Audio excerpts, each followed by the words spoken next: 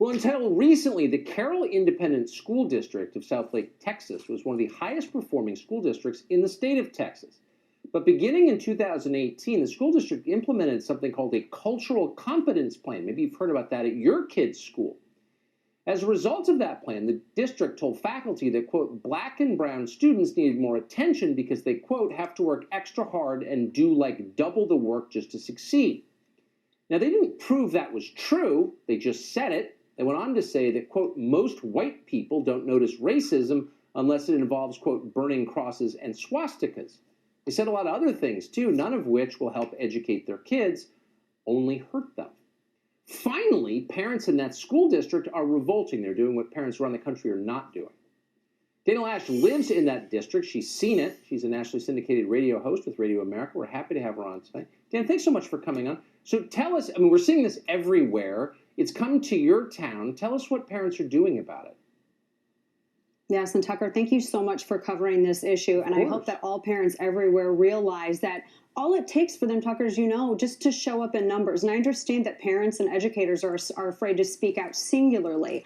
But when you band together as families, a diverse group of families, I might add, in my town you can actually get a lot of traction. So you're talking about the cultural competency plan in my school district, Carroll ISD. And this is a plan that they've been trying to implement. They so far have not yet. I mean, Tucker, I have like pages and pages of stuff here. It's gotten so nasty that progressive activists have taken to naming private citizens and sending out mailers like this in order to smear them.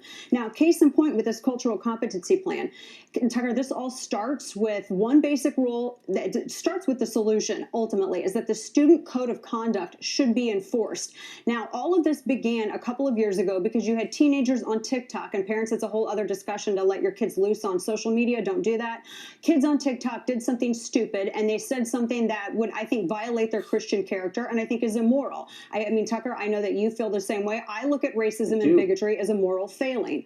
At the same time, I also agree with Vodi Beauchamp, who says you can't keep sending your kids to Caesar and be shocked when they come home as Romans.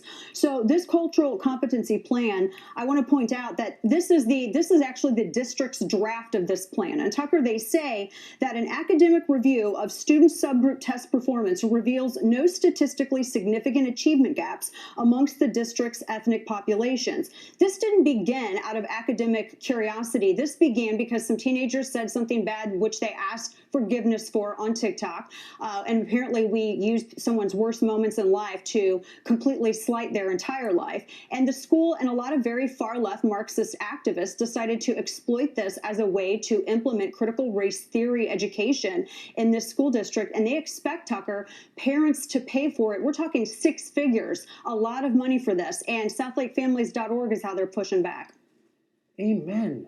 This is happening everywhere. They'll come in and they'll wreck your school, they'll hurt your children, they'll take your money, they'll bully you, and no one does anything. And I'm just so grateful to hear of parents who are doing something. Dana, thanks so much for coming on tonight and telling us that story. Thank you, Tucker.